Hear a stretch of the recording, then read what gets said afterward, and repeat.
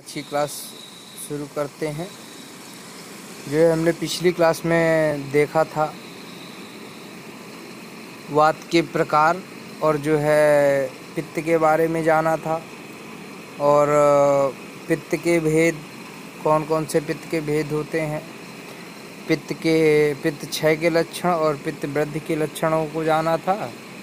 आइए आज उसके आगे हम तीसरे दोष के बारे में जानते हैं, कफ दोष के बारे में। कफ, इसकी उत्पत्ति कैसे हुई है, इसकी निरुक्ति कैसे। श्लेष आलिंगने धातु से कृदंत प्रत्यय होने पर श्लेष्म शब्द बनता है जो जल से बढ़ता है। केन जलेन फलति वर्धते, जो जल को बढ़ाता है उसे हम कफ कहते हैं।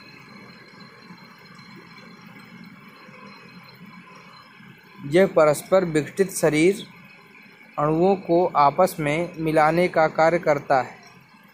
यह शरीर के विभिन्न अवयवों को रस के द्वारा उपसंश्लेषण और पोषण करता है। ये जो आपका कफ है, ये शरीर के विभिन्न अवयवों को रस के द्वारा उपसंश्लेषण और पोषण करता है। जल से जिसकी उत्पत्ति हो उसे हम कफ कहते हैं। कफ दोष में जल महाभूत की प्रधानता होती है तथा जल की तरह जिसका कार्य भी संयोग करना होता है। ठीक है। अब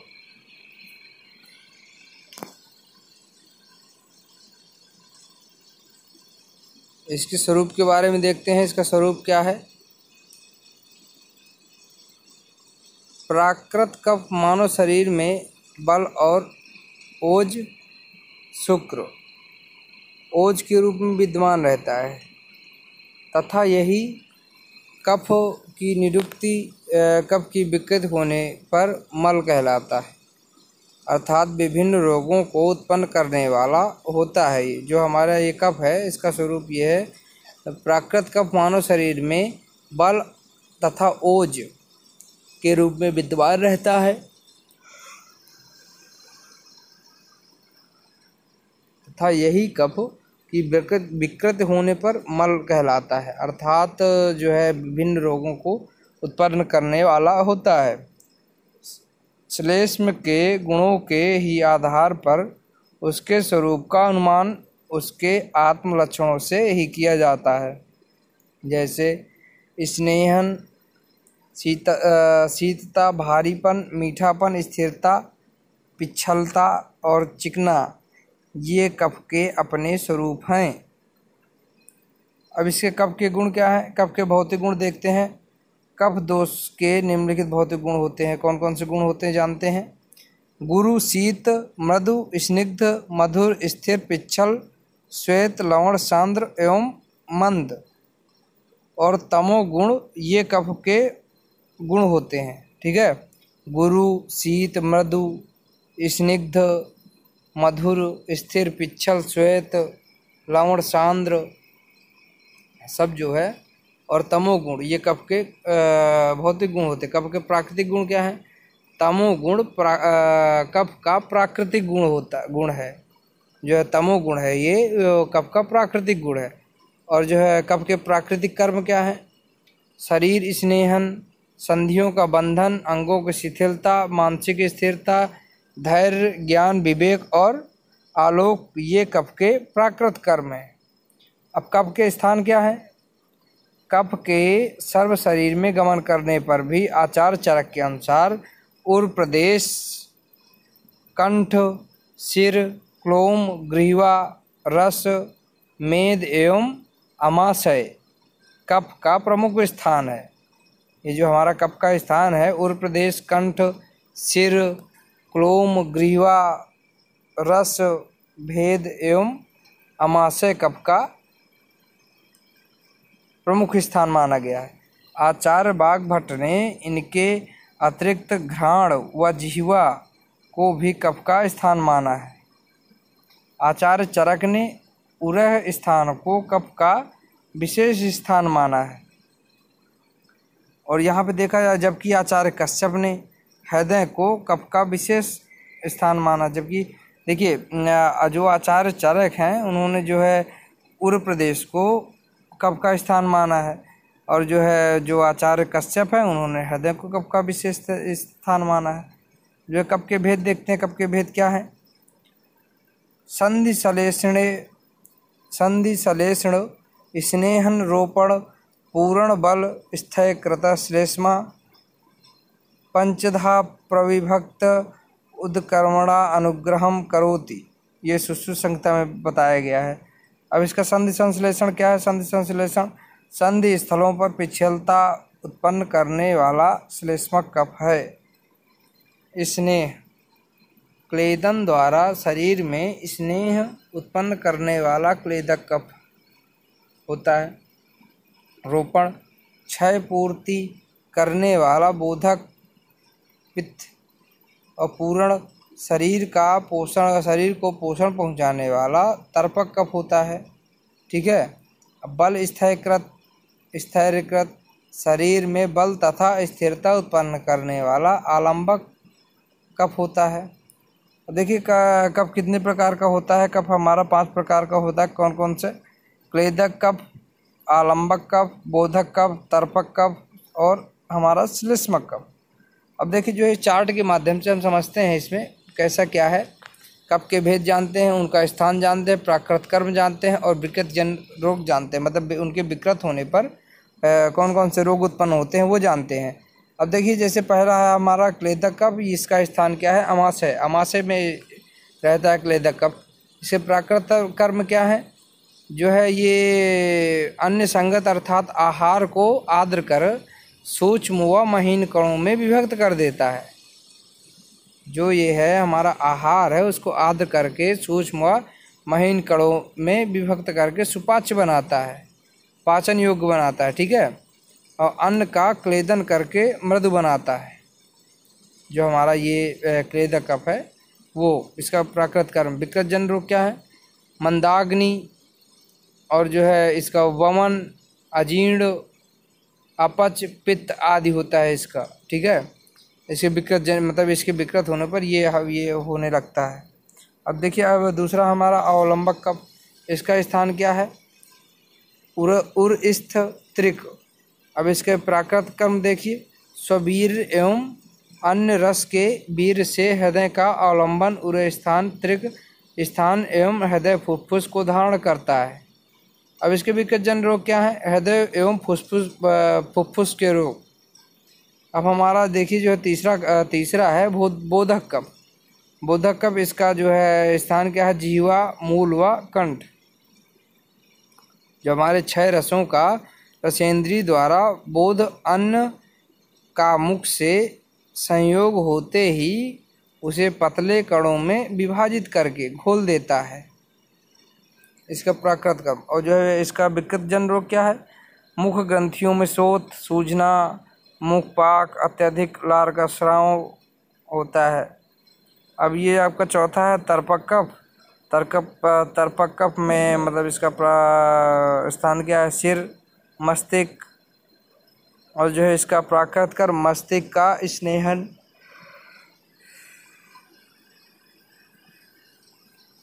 एवं पोषण करता है। सभी इंद्रियों का तर्पण कर उन्हें उनके विषय ग्रहण में सहायता प्रदान करता है। संभवतः यह मस्तिष्क विषय ग्रहण केंद्रों का भी तर्पण करता है। अब इसका विकार क्या है? जो है मानस विकार तथा लोभ, ईर्षा, अविवेक, ज्ञानेंद्रियों की विकृतियाँ। देखिए जो है 5वां देखते हैं श्लेष्मक कफ। श्लेष्मक कफ इसके जो है स्थान क्या है? संधियाँ हैं, और संधियों का स्नेहन एवं पोषण व उन्हें जोड़े रखना इसका कार्य होता है। अब इसके रोग क्या है? संधिगत रोग, संधिवात, आमवात, शोथ। अब देखिए थोड़ा सा इनके विस्तार से जानते हैं इनके बारे में। और पहला हम देखते हैं क्लेदक कफ के बारे में, जो है विस्तार से थोड़ा सा जान लेते हैं। क्लेदक कफ किसे कहते हैं और जो है इसका क्या कार्य होता है और ये कहाँ रहता है, ऐसा सब जानते हैं थोड़ा सा। देखिए जो है श्लोक के माध्यम से हम क्लेदक कफ को जानते हैं। अन्नमादान कर्मा तु प्राणः कोष्ठं प्रकर्षति तद्द्रव्यो मिन्नः संघातं स्नेहेन मृदुता गतम, जो है चरक संहिता में बताया गया है क्लेदक कफ के बारे में इस श्लोक के। देखिए, आदान कर्म प्राणवायु कोष्ठ में निगलने की क्रिया द्वारा ले जाता है, जो है वहाँ पर उपस्थित द्रव्य, वहाँ पे जो द्रव उपस्थित होता है उसके द्वारा उसका संघात नष्ट हो जाता है, तथा द्रव के स्नेहन अंश द्वारा यह मृदु हो जाता है। अमाशय में स्थित जो ये हमारा कफ है, अमाशय में स्थित हुआ यह कफ शरीर में अन्य स्थानों पर ही श्लेष्मा कफ को अपने उदक जल कर्म द्वारा अनुग्रहित करता है, और ये अमाशय में रहकर जो कफ अन्न के संघात कड़ेपन या पिंड रूप का क्लेदन करता है, उसे हम क्लेदक कफ कहते हैं। ठीक है। अब देखिए, आर्द्रीकरण अर्थ वाले कृत धातु के ऋणक प्रत्यय लगाकर क्लेदक शब्द बनता है। अब देखिए, दूसरा हमारा है अवलंबक कफ। उरह स्त्रिक संधारणात्म वियेणारस सहितेन हृदयावलंबनम करोति। देखिए, अवलंबक कफ उरह स्त्रिक संधारणतामात्म, ठीक है, और वियेण रस सहितेन हृदयावलंबनम करोति। ये सुश्रुत संहिता में आपका जो है अवलंबक कफ का ये बताया गया है। ठीक है। अब इसमें क्या है, उर में स्थित कफ अपने वीर से त्रिक स्थानों को धारण करता है तथा अन्न रस की सहायता से हृदय का आलंबन करता है, जो आपका अवलंबक कफ है। तीसरा आपका क्या है, बोधक कफ। बोधक कफ क्या, कहाँ है इसका स्थान, जिह्वा मूल कंठे स्थे जिहेन्द्रियस्य सौम्यत्वात् सम्यक रस ज्ञाने वर्तते। ये सुश्रुत संहिता में बताया गया आपका।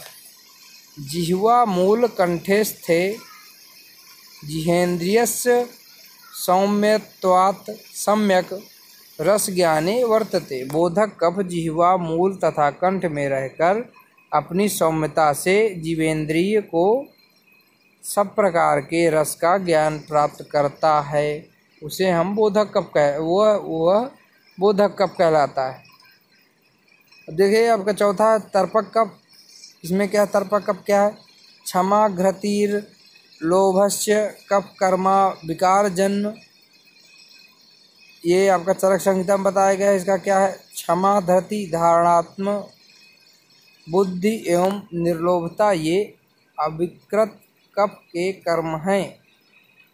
सिर में स्थित स्नेह आदि और समतर्पण का अधिकारी कफ त्वक आदि ज्ञानेंद्रियों को अपने प्रभाव से अनुग्रहित करता है, अर्थात ज्ञानेंद्रियों के केंद्र मस्तिष्क को पोषण प्रदान करता है और सिर में स्थित चक्षु आदि ज्ञानेंद्रियों का तर्पण करते हैं। ठीक है। ये जो आप सिर में स्थित ज्ञानेंद्रिय उनका तर्पण करते रहने वाला तर्पक कफ कहलाता है। अब पांचवा देखिए, आप पांचवा क्या है आपका, श्लेष्मक कफ। संधिस्थौ श्लेष्मा सर्वसंधि संश्लेषात् सर्वसंध्यनुग्रहम करोति। ये आपका सुश्रुत संहिता में बताया गया है।